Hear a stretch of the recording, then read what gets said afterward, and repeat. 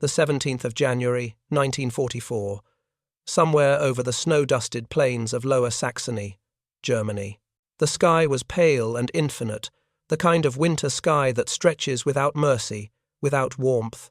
At 28,000 feet, the cold was absolute, a cold that crept through electrically heated suits, through leather gloves, through wool and silk, and all the layers men wrapped themselves in to survive. The frost formed crystals on the inside of cockpit glass. Breath became fog. Metal became ice. Oberleutnant Friedrich Hartmann sat in the ready room at Jever Airfield, a stone building that smelled of coal smoke and wet wool. He was 26 years old, a veteran of 3 years over the Eastern Front, holder of the Iron Cross First Class, credited with 41 confirmed kills. His hands, pale and steady, wrapped around a tin cup of ersatz coffee made from roasted acorns and chicory. It was bitter, acidic. Nothing like the real coffee he remembered from before the war, but real coffee was a ghost now, like so many other things. Through the narrow window, he could see the mechanics working on his Messerschmitt Bf 109 G6, their breath visible in the frozen air. The fighter sat on the tarmac like a predator at rest, angular, deadly, beautiful in its lethal efficiency. Hartmann had painted a small white cross on the fuselage for each of his victories. 41 crosses. 41 men who would never return home. The alarm bell shattered the morning quiet. Viermotorage! 4-engine bombers! The American heavy bombers were coming again, as they had come every clear day for months now, crossing the North Sea in formations so vast they darkened the sky. Hartmann set down his cup and reached for his leather flying jacket. Around him, other pilots were already moving, young men with old eyes, boys who had aged years in months, veterans who no longer bothered to learn the names of replacement pilots because they rarely lasted a week. But as Hartmann climbed into his fighter and strapped himself into the cramped cockpit, he did not yet know that this day would be different. He did not know that this day, the 17th of January, 1944, would mark the beginning of a fundamental shift in the air war over Europe. He did not know that what he was about to witness would appear impossible, would defy everything he had been told, everything he had believed about the range and capability of enemy aircraft. He did not know that today, for the first time, American fighters would escort their bombers all the way to Berlin and back, and he could not have imagined the aircraft that would do it. The strategic bombing campaign against Nazi Germany was, by early 1944, the most ambitious and costly aerial offensive in human history. Since the summer of 1942, the United States Army Air Forces had committed to a doctrine of daylight precision bombing, the belief that heavy bombers, flying in tight defensive formations, could penetrate deep into enemy territory, destroy specific industrial targets, and return home with acceptable losses. It was a doctrine born of American confidence, American industrial might, and American faith in technology. The aircraft that carried this doctrine into reality was the Boeing B-17 Flying Fortress, a 4-engine heavy bomber bristling with 50 caliber machine guns, capable of carrying 4,000 pounds of bombs over 2,000 miles. Later joined by the consolidated B-24 Liberator, these aircraft flew in combat box formations designed to create overlapping fields of defensive fire. The theory was elegant. No enemy fighter could approach such a formation without entering a killing zone of coordinated machine gun fire. The reality was slaughter. German fighter pilots had learned to attack from angles where the defensive fire was weakest, head-on passes at closing speeds of 600 miles per hour, where a half-second burst could saw a bomber's wing off. They used cannon shells that could destroy an engine with a single hit. They dropped bombs from above, ramming attacks when ammunition ran out, anything to stop the American formations before they reached their targets. The statistics were brutal. On the 14th of October, 1943, a raid against ball-bearing factories in Schweinfurt resulted in the loss of 60 bombers and 600 airmen in a single day. Mission after mission saw loss rates exceeding 10%, mathematically unsustainable. A bomber crew was required to complete 25 missions to finish their tour. The statistical probability of survival was less than 25%. The fundamental problem was range. The Republic P-47 Thunderbolt, and the Supermarine Spitfire could escort bombers partway into Germany, but they lacked the fuel capacity to penetrate deep into the Reich. Beyond a certain point, the bombers flew alone, and that was where the Luftwaffe waited. The German fighters would conserve their fuel, letting the Allied escorts reach their range limit and turn back. Then they would fall on the unprotected bombers, like wolves on sheep. The American commanders understood this equation with painful clarity. They needed a fighter that could match the range of the heavy bombers. They needed a fighter that could fly over 1,500 miles, engage enemy aircraft at altitude, and still have fuel to fight its way home. They needed a fighter that could reach Berlin. In the winter of 1943, such a fighter did not exist, or so the Germans believed. The Lockheed P-38 Lightning was a radical departure from conventional fighter design. Where most fighters were compact single-engine aircraft, the P-38 was built around two Allison V1000 710 engines, mounted in twin booms, with the pilot sitting in a central nacelle between them. It looked like nothing else in the sky, a fork-tailed silhouette that pilots called the forked-tail devil, a design that sacrificed aesthetic grace for raw functionality.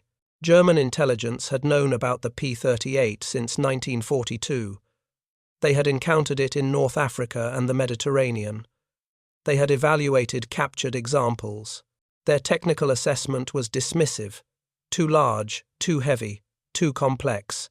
It lacked the turn radius of the Messerschmitt or the roll rate of the Focke-Wulf. In a turning dogfight, a good German pilot could exploit these weaknesses, but what German intelligence had failed to fully appreciate was range. The P-38's twin-engine configuration allowed it to carry more fuel than any single-engine fighter. With drop tanks, auxiliary fuel tanks that could be jettisoned when empty, a P-38 could fly missions exceeding 1,500 miles. It could climb to altitude faster than most German fighters. Its twin engines provided redundancy. Pilots had limped home on a single engine after battle damage that would have doomed any single-engine fighter. Most critically, at high altitude where the heavy bombers flew, the P-38 performed superbly. The thin air that starved single-engine fighters gave the Lightning room to breathe. Its turbocharged engines maintained power at 25,000 feet. Its heavy armament, 4 50 caliber machine guns and a 20 mm cannon, all mounted in the nose, meant that it could destroy enemy fighters without worrying about convergence or harmonization. Throughout late 1943, P-38 units had been arriving in England, assigned to the 8 Fighter Command. They were based at airfields with names that American pilots struggled to pronounce: Debden, Steeple, Morden, Wormingford fields carved out of English farmland, perpetually muddy, perpetually cold. The pilots trained relentlessly in formation flying, in navigation over the featureless North Sea, in the brutal reality that over Germany there would be no place to land if something went wrong. By January 1944, the Americans were ready to test a theory that would change everything. Oberleutnant Hartmann was at 18,000 feet and climbing when he first saw them. The bomber stream was where he expected it to be, massive formations of B-17 seconds and B-24 seconds, 200 aircraft or more, their contrails writing white lines across the pale sky. The formations were staggered at different altitudes, a three-dimensional chess game of aircraft flying so close together that collision was a constant danger. The winter sun reflected off their aluminum skin, making them shimmer like a school of fish moving through an invisible ocean. Hartmann's squadron was climbing to attack position, 12 Messerschmitts in loose formation. The plan was standard. Climb above the bombers, turn and dive through the formation with enough speed that the defensive fire would have minimal time to track. Fire, break away, climb for another pass. It was dangerous work. The American gunners were skilled and desperate, but it was work Hartmann had done dozens of times. But then he saw the escorts. They were ahead of the bomber stream, stepped up in altitude, flying a weaving pattern that maintained station while giving them energy and position for combat. At first glance, Hartmann thought they were P-47 Thunderbolts, the short-range escorts that usually turned back well before this point. But something was wrong. The silhouette was different. Twin booms. A distinctive twin-tail configuration. P-38 seconds. Hartmann keyed his radio. Blitz 2, P-38 seconds at 10 o'clock high. They're not supposed to be here. The response crackled back, another pilot's voice tight with confusion. Confirm. How many? Hartmann scanned the sky.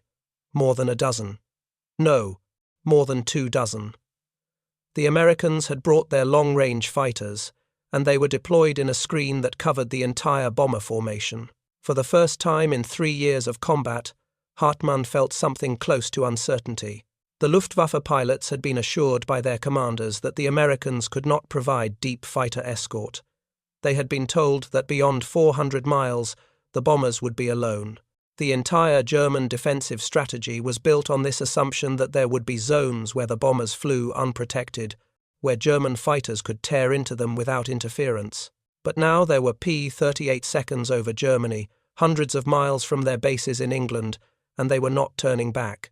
The pilot of that lead P-38 was First Lieutenant Robert Johnson, a 23-year-old from Oklahoma who had joined the Army Air Forces in 1942 with dreams of adventure that had been systematically dismantled by the reality of combat. He had flown 32 missions by January 1944, had seen friends die in aircraft that simply stopped flying and fell no drama, no explosion, just a sudden transition from flight to fall. His P-38 was named Lucky in white paint on the nose, though Johnson considered the name aspirational rather than descriptive. The cockpit was cramped, the heating inadequate, the oxygen mask uncomfortable. At altitude, the cold was so intense that pilots sometimes suffered frostbite on their face where the mask didn't seal completely. The relief tube, the device that allowed pilots to urinate during 8-hour missions, often froze at altitude, leading to desperate discomfort. But Johnson's P-38 had two things that mattered: range and guns. Through his radio headset, he heard the mission commander's voice, calm and professional despite the circumstances. All Hawks, maintain station. Expect contact in 5 minutes. Remember, our job is to keep them off the heavies. Engage only to protect the bombers. Johnson scanned the sky with the systematic pattern he had learned: high, level, low, check, 6, repeat. The horizon was a curved line where white earth met pale sky. Below, the German countryside was patched with snow. Forests dark against white fields, towns clustered around church spires, roads and railways threading through the landscape. It looked peaceful from 5 miles up, almost pretty, nothing like the hell it actually was. Then he saw them climbing, dark specks growing larger, enemy fighters rising to meet the formation. A lot of them, 24 at least, probably more climbing behind them. Bandits, 11 o'clock high, coming in. Johnson pushed his throttles forward, felt the twin Allison engines respond with a surge of power. The P-38 accelerated, the airframe vibrating with speed. His gloved hand moved to the gun switch, flipping it to armed. His armament, 5 guns firing forward in a concentrated stream, gave him a tremendous advantage if he could bring them to bear. The German fighters dove toward the bombers, and Johnson turned to intercept. What happened in the sky over Germany that day would later be described in official reports with clinical precision. Enemy fighters engaged, bomber losses minimal, mission successful. But such language could never capture the reality of air combat, the disorientation of 3-dimensional battle at high speed, the way aircraft appeared suddenly in peripheral vision, the impossible task of tracking friend and enemy while maintaining airspeed and altitude and position. Hartmann had approached the bomber formation at high speed when the P-38 appeared in front of him, seemingly from nowhere. He broke left, but the American pilot anticipated the move and was already turning inside him. The P-38 should not have been able to turn that tightly. It was too heavy, too large, but it did anyway. And suddenly Hartmann was defensive, trying to extend away, to gain separation. The sky erupted in aircraft Messerschmitts and P-38 seconds, and the massive bombers grinding forward through it all, their formations unwavering despite the chaos around them. Hartmann saw a Focke-Wulf explode, simply come apart in mid-air as concentrated fire found its fuel tanks. He saw a P-38 trailing smoke from one engine, diving away with a German fighter pursuing. He saw a bomber with its number 2 engine streaming fire. still holding formation, still flying toward the target. And everywhere, there were the twin-tailed American fighters, more than he had ever seen on a single mission, more than should have been possible. Hartmann fought for 15 minutes, an eternity in combat, before his ammunition was exhausted and his fuel gauge showed the reserve warning. He broke away, dove for the deck, raced back toward Java at full throttle. His hands were shaking on the stick. His underwear was soaked with sweat despite the cold. He had seen 41 men die. He had received the Iron Cross from the hands of the Reichsmarschall himself. He had fought over Stalingrad, over Kursk, over burning cities from the Baltic to the Black Sea, but he had never seen anything like this. The true shock came not from a single day's combat, but from the pattern that emerged in the weeks that followed. The Americans did not retreat. They did not scale back their offensive. Instead, they escalated. Mission after mission, the P-38 seconds appeared over Wilhelmshaven, over Brunswick, over Frankfurt. They flew in groups of 40, 60, 80 aircraft. They escorted the bombers all the way to the target and all the way home. The zones of vulnerability, the killing grounds where German fighters had feasted on unprotected bombers, simply ceased to exist. In the operations rooms at Luftwaffe headquarters, staff officers studied intelligence reports with mounting concern. The Americans were flying missions that lasted 7, 8, 9 hours. Fighter missions. It was unprecedented. Their logistics were staggering. Each P-38 required hours of maintenance for every hour of flight, specialized equipment to service twin engines, trained mechanics, spare parts. But the Americans had all of it. They had the aircraft, the pilots, the fuel, the spare parts, the infrastructure. They had a production capacity that could replace losses faster than the Luftwaffe could inflict them. A German fighter pilot who shot down an American bomber could be certain that 2 would take its place.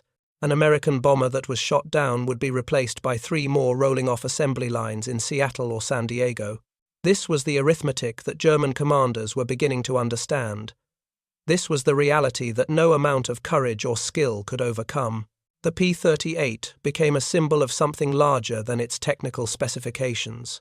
It represented American industrial capacity, American resources, American abundance.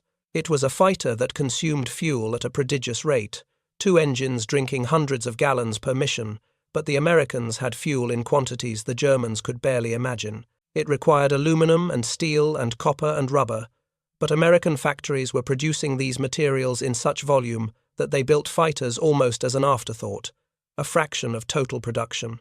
German pilots began to speak of the American fighters with a grudging respect that bordered on despair. The forked-tail devil.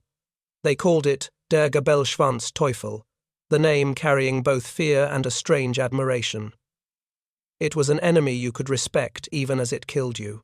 Captain Hans Müller had been a schoolteacher before the war, a mild man who taught mathematics to children in a small town near Munich. The war had transformed him into a Luftwaffe staff officer, analyzing intelligence reports, tracking loss rates, preparing briefings for commanders who increasingly did not want to hear what he had to tell them. In February 1944, Müller sat in a requisitioned hotel in Berlin that served as temporary quarters for Luftwaffe administrative staff. Outside, the city bore the scars of repeated bombing, buildings reduced to hollow shells, streets cratered, the smell of smoke and dust perpetually in the air. Inside, Müller worked by candlelight. Electricity was rationed, now compiling statistics that told a story he wished he did not have to understand. Loss rates for bomber interception missions had doubled since January. Pilot casualties were unsustainable. The replacement training pipeline could not keep pace. Green pilots were being sent to operational squadrons with 50 hours in type, where they died within their first 3 missions. The veterans, the experienced pilots who had survived since the beginning, were being worn down by exhaustion and attrition. But the most troubling statistic was mission effectiveness. Despite increasing numbers of Luftwaffe fighters committed to defense, the American bombers were still reaching their targets. The Escort fighters had changed the equation. What had once been a battle the Luftwaffe could win outnumbered but fighting over friendly territory, with the advantage of attacking bombers that had to maintain formation and heading, had become a grinding attrition where losses could not be replaced and expertise could not be transferred fast enough from the dying to the living. Müller prepared a report for his superiors, laying out these facts with mathematical precision. He showed that current loss rates meant the Luftwaffe fighter force would be combat ineffective within 6 months. He demonstrated that pilot training programs could not produce replacement pilots fast enough. He proved, using logic and numbers and charts, that Germany was losing the air war. The report was filed and ignored. Müller was reassigned to a transport squadron. The war continued. For the American crews flying those missions, the experience was far from triumphant. Every mission was an ordeal of cold, fear, and grinding fatigue. Lieutenant Johnson flew through February and into March, racking up mission after mission, watching his squadron mates disappear, shot down, collision, mechanical failure, sometimes just vanishing with no explanation. There one moment and gone the next. The P-38 was a machine that demanded constant attention. At high altitude, the cockpit was so cold that pilots would lose feeling in their feet. The superchargers sometimes failed, forcing an immediate descent. The engines could throw rods, catch fire, seize without warning. One of Johnson's squadron mates had bailed out over Holland after both engines quit simultaneously, a failure that maintenance crews never explained. But the machine could also save your life. Johnson had seen P-38 seconds return to England with damage that should have been fatal. One engine destroyed, tail section perforated with cannon shells, hydraulics shot away, and still make it home. The redundancy of twin engines meant that a hit that would kill a single-engine fighter was survivable in a Lightning. The heavy armament meant that even brief firing opportunities could be lethal to the enemy. Johnson learned to love the aircraft and hate it simultaneously, the way soldiers have always loved and hated the tools of their survival. By March 1944, the P-38 groups were flying missions to Berlin itself. The German capital, the symbolic heart of the Reich, was now within range of American fighters. The psychological impact was immense. For German civilians watching the contrails overhead, for German commanders tracking the raids, the message was clear. Nowhere was safe. Nowhere was beyond reach. The forked-tailed devils could fly anywhere. There was a day in March when Johnson's squadron was jumped by a group of Focke-Wulf, 190 seconds over central Germany. The German pilots were good, experienced, and they used tactics that exploited the P-38's weaknesses: high-speed slashing attacks, boom and zoom, refusing to get into a turning fight where the American numerical advantage could be brought to bear. Johnson found himself in a one-on-one engagement with a Focke-Wulf painted in camouflage green and grey, small victory markings visible on the fuselage. The German pilot was skilled, making Johnson work for every advantage, never giving him a clean shot. They spiraled down from 25,000 feet, engines screaming, both pilots pulling G-forces that grayed out vision at the edges. At 12,000 feet, the German pilot made a mistake, broke left when he should have broken right, gave Johnson a 2-second window. Johnson triggered his guns, felt the P-38 shudder as all 5 weapons fired, saw the tracers converge on the Focke-Wulf's wing route. The German fighter came apart. Not gradually, not gracefully, but instantly. The wing separated, the fuselage tumbling, pieces scattering across the sky. Johnson never saw a parachute. He climbed back to altitude, rejoined his flight, and continued the mission. That night, back at the base in England, he could not eat. The briefing officer credited him with his 7th confirmed kill. Someone bought him a drink at the officers' club. He sat alone at a corner table and thought about the man in the Focke-Wulf, whether he had been a good pilot, whether he had been afraid in those last seconds, whether he had a family waiting for a letter that would never come. This was what the P-38 meant, ultimately. It was not an abstract symbol of American power or industrial capacity. It was a tool that young men used to kill other young men, efficiently and at distance. The fact that it could fly 1,500 miles did not change this fundamental truth. It only meant that the killing could happen farther from home. By spring 1944, the Luftwaffe had developed new tactics to counter the American escorts. They concentrated their forces at specific points, accepting that they could not defend everywhere, hoping to inflict maximum casualties on selected raids. They employed rocket-armed fighters that could attack from beyond the range of defensive fire. They tried high-altitude interceptors, low-altitude interceptors, night fighters used in daylight. Nothing worked sustainably. For every tactical innovation, the Americans adjusted. They flew fighter sweeps ahead of the bomber formations, clearing the skies. They used radar to vector escorts toward German formations. They increased the number of escorts until some missions had more fighters than bombers. And, throughout it all, the P-38 seconds kept coming twin-tailed, fork-tailed, relentless. They appeared in the reports that Luftwaffe intelligence compiled. They featured in the nervous conversations of German pilots in ready rooms. They became part of the psychological landscape of the air war, a symbol of how comprehensively Germany was being outproduced, outmaneuvered, overwhelmed.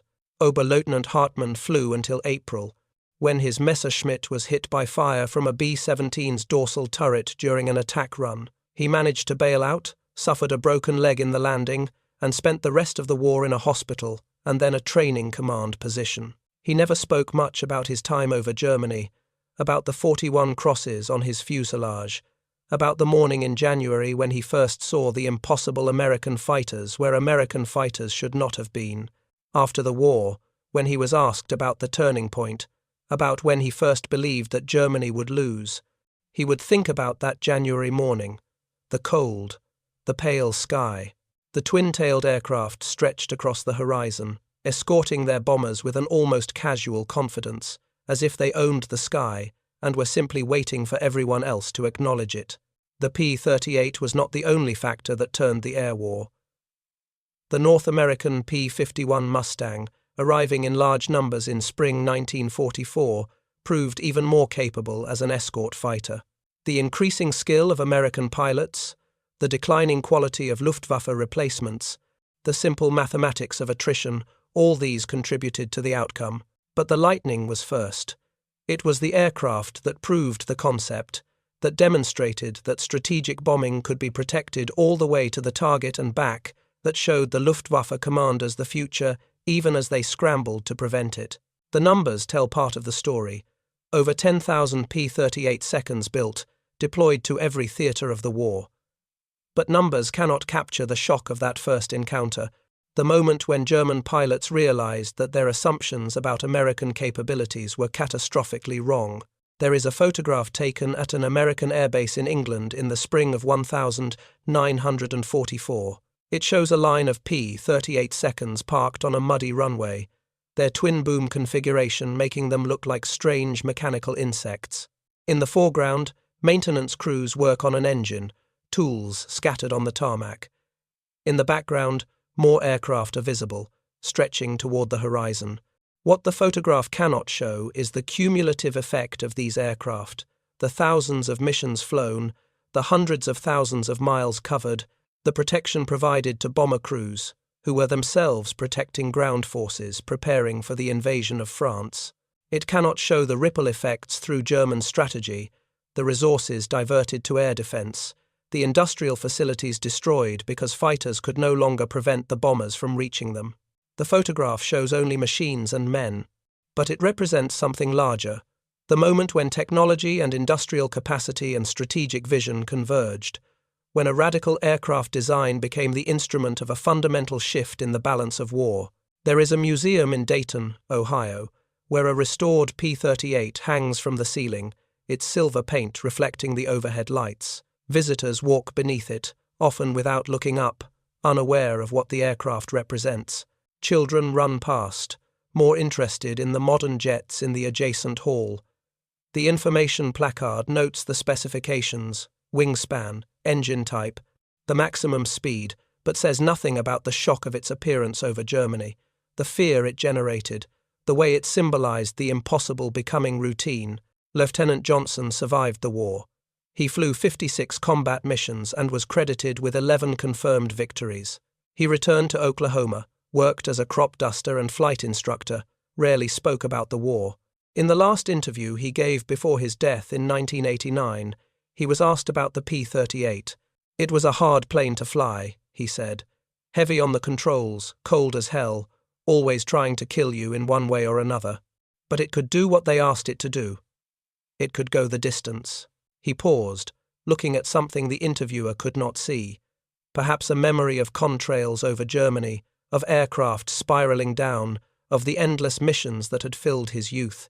We thought we were invincible in those things. We weren't. A lot of good men didn't come home. But the plane could go anywhere.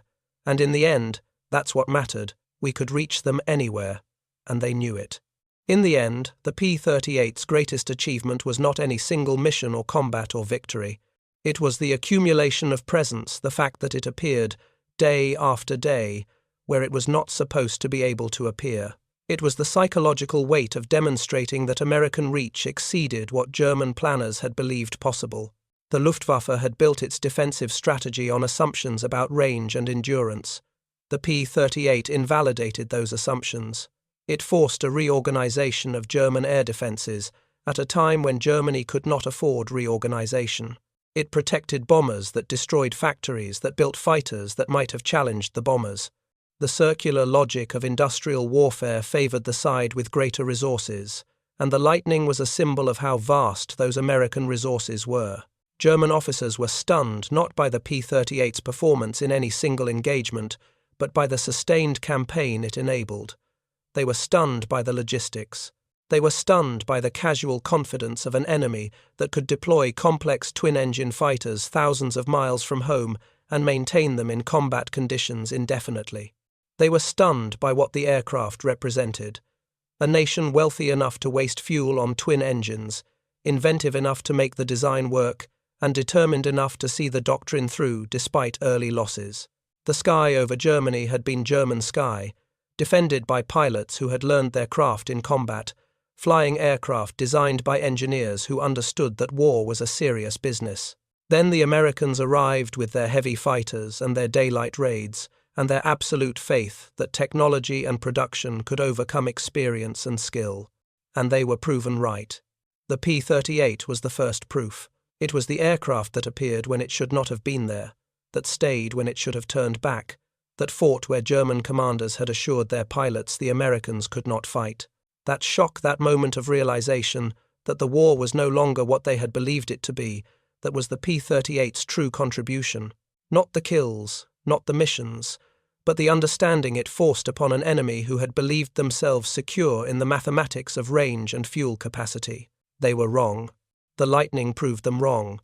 And in proving them wrong, it proved that the war's outcome had already been decided by factors deeper than tactics, or courage decided by industrial capacity, by resource abundance, by the simple, overwhelming power of a nation that could build such aircraft by the thousands and send them across an ocean to fight. The German officers were stunned because they finally understood what they were facing, and understanding, they knew they could not win.